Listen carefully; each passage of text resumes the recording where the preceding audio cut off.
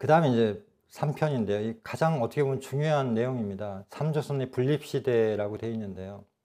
116쪽에 보면 이런 얘기가 나옵니다. 지금까지의 각 사서에서는 삼조선 분립 사실이 빠졌을 뿐 아니라 삼조선이란 명사까지도 단군 기자 위만의 새 왕대라고 잘못 이해했다. 삼조선의 분립은 조선 상고사에 있어서 유일한 큰 사건이다. 이를 구별하지 못하면 대단군 왕검이 조선을 건국한 사건에 대한 결론도 얻지 못할 것이며 그 후에 동부여, 북부여, 고구려, 신라, 백제 등의 문화적 발전의 서론도 얻지 못할 것이다. 그래서 이 보통 우리가 얘기할 때 삼조선이라는 것을 단군조선, 기자조선, 위만조선으로 알고 있는데 그것이 아니고 진조선, 번조선, 말조선이라고 하는 삼조선이라는 겁니다. 근데 이 삼조선이 하나의 체제, 고조선이라고 하는 하나의 체제에 있다가 분립을 서로 하게 됩니다. 그 분립 사건에 대해서 이제 이야기를 하는 것입니다. 자, 대단군이 정한 제도에서는 비록 세 한이 있어서 삼경에 나뉘어 주재했다. 신하는, 그러니까 진한이죠. 곧 대단군이니 제사장 겸 정치상의 원수가 되고 말불, 그러니까 마한, 번한입니다. 두한은 신한, 진한을 보좌하는 두 부왕에 불과하였다. 이렇게 된 것이죠. 자, 소밀랑이라고 하는 하얼빈, 그러니까 대단군이 계신 곳이 바로 진안이고, 우리가 봤을 때 왼쪽에 있는, 그러니까 중국과 접한 번안, 이쪽에 이제 그 번안이 계시고, 그리고 부당군이 계시는 거죠. 그리고 지금의 한반도, 대동강 평양에는 마한이 있다는 것입니다. 처음에는 삼조선이란 명칭이 없었다. 그러나 앞에 이미 설명한 것처럼 삼한이 분립된 후에 삼조선이라는 말이 생겼다는 것입니다. 그러니까 그 전에는 조선이라는 말을 쓰지 않고 삼한이라고만 불렀다는 거예요. 근데 나중에 이제 이 삼한이 서로 이렇게 분립을, 서로 이렇게 나뉘어서 서게 되면서 삼조선이라는 말이 생겼다라는 것입니다. 그러면 삼한 도대체 언제 분립됐는가에 대해서 찾아가는 과정입니다. 근데 자, 이 삼한에 대한 기록을 볼 수 있는 게요. 잠부론에 나옵니다. 잠부론에 보면은 옛날 주 선왕 때 한후가 있었으니 그 나라는 연과 가까웠다. 그러므로 시경에서 말하기를, 그러니까 시경의 내용을 지금 얘기를 하는 겁니다. 커다란 저 한성은 연나라 군사들이 완성한 것이라고 했다. 그 후 한의 서쪽에서도 또한 성을 한이라 하였는데 라고 되어 있습니다. 그러니까 이 한은 이제 번안이죠, 번안. 그러니까 진안의 서쪽에서도 한이라고 불렀다라는 겁니다. 이게 바로 번안이거든요. 근데 이 번안이 나중에 이제 분립이 되면서 그 뭐 중국 기록에는 왕을 참칭했다, 뭐 왕을 자칭했다 이렇게 나오는데요. 번주선이 되면서 그 후에 이제 기준 때 위만에게 공벌 당한, 그러니까 위만이 이제 그 정권을 찬탈하면서 이렇게 그 피신을 하게 되죠. 이 과정을 설명을 한 겁니다. 그 다음에 조선에 대한 기록은 가장 오래된 기록이 7세기 때 쓰여졌다고 지금 보고 있는, 신천 선생님은 7세기 때 쓰였다고 안 봅니다. 사실은 4세기 때 쓰였다고 보는데요. 그 환공과 관자의 대화에 나옵니다. 그래서 그 관자가 발조선에서 나는 꽃무늬가 새겨진 호랑이 가죽이라는 말이 나옵니다. 그러니까 이 발조선이 도대체 뭐냐에 대해서 이제 역사학계에서는 설왕설래하고 있는데요. 번조선이라고 보는 게 맞습니다, 사실은. 그래서 이 조선이란 말이 이때 나왔다는 것은, 그러니까 뭐 신천 선생의 말대로 표현대로 춘추 전국 시대 때 이 기록이 됐기 때문에 이때부터 조선이라는 말이 이제 중국 사람들에게 이제 인식이 된 것이다. 그 전에는 삼한이었다라는 것입니다. 자, 중국 역사에서는 특유의 교만병이 있어서 조선을 서술할 때는, 자기들이 어떤 역사의 기록을 할 때는 조선을 개통적으로 서술하지 않고 오직 중국과 관계되는 조선만을 서술했다. 근데 그것마저도 피차의 성패와 시비를 전도 바꿨다는 것입니다. 그래서 이 대표적인 것이 바로 이제 이 최씨 낙랑국과 그 번조선 쪽에 있었던 낙랑군, 뭐 나중에 이제 그 한무제가 쳐들어와서 이게 뭐 설치했다고 하는 낙랑군의 관계인데요. 우리가 보통 알고 있던 거는 사실은 이 호동왕자와 낙랑공주를 많이 알고 있는데, 이때의 낙랑은 바로 최씨 낙랑국입니다. 이 대동강 평양에 있던. 그래서 그 내용이 삼국사기에 나오는데요. 15년, 대무신왕 15년입니다. 서기 이제 32년에 4월에 왕자 호동이 옥저 지역입니다. 여기서는 지역에 놀러 갔을 때 낙랑왕 체리라고 분명하게 나옵니다. 그러니까 낙랑, 최씨 낙랑국을 다스리던 그 최숭이 이제 BC 195년에 이제 낙랑국을 세우는데 그 후손이죠. 후손인데 체리가 이때 낙랑국을 다스리는 사람이었죠. 그래서 체리가 호동 왕자를 보고서 이제 얘기를 하는 겁니다. 그대의 낯빛을 보니 예섯 사람이 아니요 어찌 북국 신왕의 아들이 아니겠는가. 대무신왕을 뜻하는 거예요. 고구려의 대무신왕의 왕자가 아니겠는가라고 해서 체리가 자신의 딸을 이제 아내로 삼게 합니다. 그죠? 근데 우리가 이제 보통 알고 있는 그 전설로는 호동 왕자가 이제 그 낙랑국에 있던 자명고를 이렇게 그 낙랑공주를 통해서 이렇게 찍게 하죠. 그래갖고 이제 나중에 정벌을 하는데요. 이 내용이 물론 이제 그 한단고기와 삼국사기에 나옵니다. 37년에 대무신 왕이 지금 빨간색으로 표시한 것처럼 낙랑국을 멸망을 시킵니다. 자, 이 표는 뭐냐면요. 또 이거 제가 이제 비교를 하기 위해서 이제 보여드리는 건데요. 왼쪽에 있는 것은 낙랑국이고, 그러니까 대동강 평양에 있던 낙랑국이고, 오른쪽에 있는 것은 번조선에 있던 뭐 한무제가 설치했다는 낙랑군입니다. 그래서 우리 환단곡이나 삼국사기에 나오는 낙랑에 대한 것은 최씨 낙랑국에 대한 기록이고요. 중국의 사서에 나오고 있는 낙랑이라는 것은 그 서쪽 요서에 있던 낙랑군에 대한 기록입니다. 그래서 이걸 지금 주류에서는 짬뽕을 시켜놨기 때문에 이게 서로 말이 안 맞아요. 그러니까 예를 들면은 지금 파란색으로 한 낙랑군에 갑자기 왕조라는 사람이 반란을 일으켰다고 나옵니다. 근데 삼국사기를 보면은 7년 후에 체리가 왕이란 말이에요.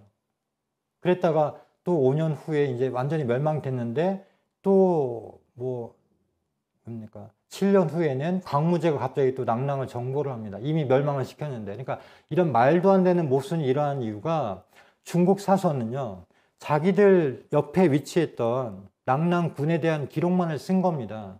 그리고 우리 사서는 최씨 낙랑국에 대한 걸 쓴 거고, 삼국사기에 나오는 44년의 기록은 광무제가 낙랑을 정벌했다. 이 내용은 요서에 있던 낙랑군이에요, 사실은.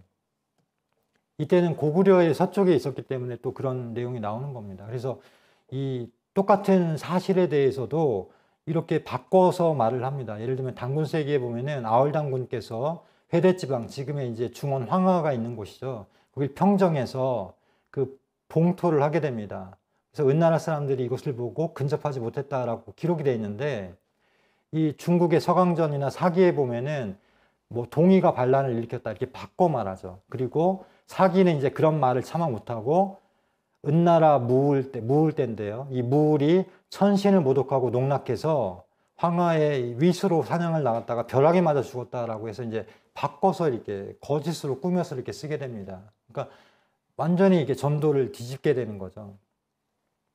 그 다음에 이제 삼조선의 분립이 그럼 언제 됐느냐라고 했을 때 그 신천 선생은 전현시, 그러니까 연해 전성 시대 때 그 연나라의 징계가 조선을 침략해서 공략해서 그 서쪽 땅, 조선인 서쪽 땅 2000리를 빼앗았다라고 하는 기록이 나옵니다. 이게 이제 위락에 있는 기록인데요. 이 위락은 사실은 어떤 진실성이 의심이 되지만 신천 선생은 당시에 이제 이걸 사실이라고 본다면 뭐 연해 전성 시대는 전국 시대니까 대략 삼조선의 분립이 일어났던 때는 중국의 전국 시대의 일이고, 왜냐하면 이 기록이 아까 말씀드린 것처럼 그 번조선, 발조선에 대한 기록이 전국시대 때 나오기 때문에, 중국의 기록에 나오기 때문에 이때는 전현시고 이때가 바로 기원전 4세기 경이고 이때 이제 분립이 된 거다라고 이렇게 추정을 한 겁니다. 사실은 추정을 했지만 실제로 단군세기의 기록을 보면은 그보다 100년 전 앞서서 그 구물당군 때입니다. 44세 단군조선 44세 구물당군 때 국호를 대보위로 바꾸고 사만을 삼조선을 바꾸는 사건이 벌어집니다. 이게 바로 이제 삼조선 분립 사건인데요. 이때부터 이제 병권이 단군 한 분에게 있는 것이 아니고 각각 세 조선이 각각 나눠서 갖게 됩니다. 그러면서 이제 어떤 당군조선이 이제 어떤 패망의 길로 이렇게 들어가게 되는데요, 사실은. 자, 그래서 위만이 이 정권을 창탈하는 과정을 설명을 한 겁니다. 그래서 기준왕이 번조선의 당군이었던 기준왕이 해로를 따라서 마한의 왕도였던, 그러니까 한반도는 당시에 마조선이었기 때문에 이 왕도인 월지구로 들어갔다. 그런데 얼마 지나지 않아서 죽게 되죠. 실제 역사 기록에도 보면은 기준왕이 이제 후손을 남기지 못하고 이렇게 죽었다라고 이렇게 기록이 나옵니다. 그래서 말조선, 그러니까 지금의 한반도죠. 처음 서도가 평양이었는데 그 남방의 월쪽으로 천도를 했다는 겁니다. 그래서 이 천도를 했는데 이 불조선의 왕의 기준이 와서 이제 망하게 됐다. 이 내용을 말하는 것이고요. 그 다음에 이제 마하는 그럼 어떻게 됐냐. 원래 평양에 있던 그 말조선의 수도가 이제 천도를 했다고 했잖아요. 월지국으로, 남쪽으로. 그 월지국도 지금 이제 익산으로 보고 있는데 그 신차 선생님은 이 월주국이 지금의 공주 부근이 아니었냐라고 이렇게 추정을 합니다. 그래서 그 고도인 평양에는 대동강 평양이죠. 최씨가 일어나서 최씨 낙랑국을 세웠다라는 겁니다. 그러니까 북쪽에는 최씨 낙랑국이 있고 밑에는 이제 마한의 수도였던 그 마한의 수도가 되는 월지국이 있었다라는 것입니다. 자, 이것이죠. 그래서 네. 그래서 낙랑이 이제 최씨 낙랑국이 분리를 했고 마하는 이제 밑에 임진강 이남에 70여 개국을 다스렸다. 그런데 이 당군조선이 이 패망하는 과정에서 나중에 이제 북부여가 세워지죠. 북부여가 세워지는 과정에서 고조선 유민들이 한반도 쪽으로 많이 이렇게 피신을 하게 됩니다. 이주를 하게 되는데요. 중국과 계속 전쟁이 일어났기 때문에. 그래서 조선 유민들이 내려와서 마한이 낙동강 오른쪽, 그러니까 지금의 이제 경상북도죠. 남북도의 그쪽에 100리의 땅을 진조선 유민들에게 주어서 진안부라고 했고, 그 다음에 낙동강 왼편에는 불조선, 번조선의 유민들에게 주어서 변안부라고 했다. 그래서 마한이 이걸 다스린 거죠. 마한이 다스렸는데 왜 진안, 변안부라고 하는 자치계를 세웠냐라고 하면은 삼신사상에 의거해서 사만의 수를 채운 것이다 라고 한 겁니다. 그러니까 고조선의 그런 당군조선의 체제를 그대로 마한이 다시 복원을 하는 과정이었다라고 설명을 하는 것입니다. 자, 그래서 왜 신말불 3조선이 동시에 붕괴를 하게 된 거냐, 이 까닭을 이제 설명을 하고 있습니다. 첫 번째 이유는 말불 양한이 신안의 반기를 들고 각각 신안이라 자칭했다. 왜 그렇게 됐냐면 3대 왕이 병립해서 서로 이제 지력으로 지위를 획득하게 되자 일반인들이 계급이라는 것은 자연적이고 고정적인 것이 아니라 쉽게 얘기하면 천손이라고 하는 하늘로부터 내려받은 그것이 아니라 힘만 있으면 이렇게 바꿀 수도 있구나라는 걸 깨닫게 되면서 삼신 사상에 대해서 이제 삼신설에 대해서 회의를 품게 됐다. 그게 원인이다. 첫 번째 원인이다라는 것이고요. 두 번째 원인은 삼국의 신한들이 흉노와 중국의 거듭된 침략에 저항하지 못해서 국토를 많이 뺏기게 되면서 일반인들은 제왕도 사람의 아들이지 하늘의 아들이 아니다라고 하는 불신을 갖게 됐다. 그래서 삼한의 신엄을 부인하기에 이르렀다. 이것이 이제 붕괴의 가장 가까운 원인이다라고 설명을 합니다. 그래서 고조선이라는 것은 당군조선은 삼신오제 사상, 그 삼신설의 기초에 세워졌기 때문에 이것이 이제 무너지기 시작하면서 당군조선도 무너지게 되었다라는 것입니다.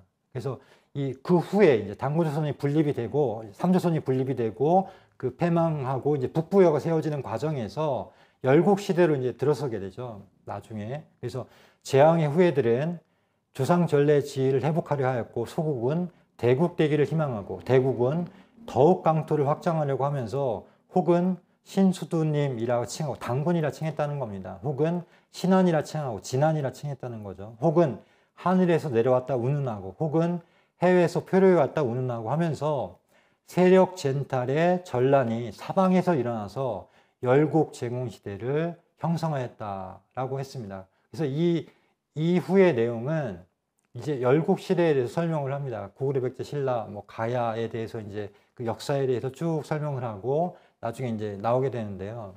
이 결론이 뭐냐면 그 1편부터 3편까지 우리의 고조선사, 단곤조선사에 대해서 신천 선생님이 얘기한 결론이 뭐냐면 사실은 이 환단곡에 나와 있습니다. 그 내용이.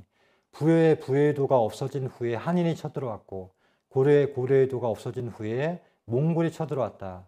천하만사가 선제지하야다. 나를 먼저 아는 것에 있다. 그러니까 단곤조선을 지탱하던 역사 정신이 무엇이고 당시의 어떤 사상이 무엇이고 정치, 문화가 무엇인지 그 정체성을 잃어버리게 되면서부터 분란쟁투의 시대로 접어들게 되고 사실은 고조선이 이렇게 망하게 되는 과정을 거쳤다라는 것입니다. 그래서 이 고조선 때 우리 지금 뭐 주류에서 보는 최초의 국가인 고조선 때의 그런 황국, 배달, 조선을 이렇게 건국했던 역사 정신이 무엇이냐라고 하면은 삼신오제 사상인데요. 뭐 실제로는 홍익인간이죠. 나중에는 홍익인간인데 이 대한민국에서 당시 이제 대한민국 임시정부죠. 1919년에 3.1 운동이 일어나고 얼마 되지 않은 때입니다. 그 다음 달에 이제 임시헌장이라고 해서 이제 10개 조를 헌장을 발표를 공표를 하게 되는데 7조에 보면 이런 내용이 나옵니다. 대한민국은 신의 의사에 의해 건국한 정신이라고 분명히 나옵니다. 그래서 이 당시에 대한민국 임시정부를 세웠던 뭐 독립운동가나 국가정부의 그 수반들은 이 고조선의 역사 정신 그리고 신천 선생이 그 설명한 조선상국에서 이렇게 드러낸 그런 그 우리의 고대의 그 역사 정신 문화를 그대로 알고 있었고 그것에 의해서 다시 대한민국이라고 하는 새로운 국가를 건설하려고 했던 것입니다. 그래서 신천 선생님이 이런 얘기를 했습니다. 우리가 이제 대한사랑에서 끊임없이 우리가 역사 강국을 해야 되고 국통맹을 다시 바로 잡아야 된다라고 얘기를 하는데요. 독사실론에서 이런 얘기를 했습니다. 전 국민의 완고한 꿈을 불러 깨우고 청년들의 새 두뇌에다가 국가관념을 불어넣어 우존열망의 시대적 갈림길에서 한 가닥 아직도 남아있는 국맥이라도 계속 유지하고자 한다면 역사 말고는 다른 방법이 없다라고 했습니다. 이 말씀을 뭐 지금 때와도 사실은 그 많이 그 연상하게 하는 그런 말씀이라고 생각을 합니다. 뭐 중국과 미국과 일본과 주변의 강대국 사이에서 사실은 우리가 어떻게 보면 줄다리기 외교를 하고 있고 북한과도 마찬가지로 어떤 그 국제 정치 질서가 정말 빠르게 움직이고 있는데 이때 우리가 역사를 통해서 국통맥을 바로잡고 그런 역사 정신을 되찾는 것이 그 미래의 대한민국을 여는 길이 아닌가 이렇게 생각을 합니다. 예, 시청해 주셔서 감사드립니다. 이상으로 마치겠습니다.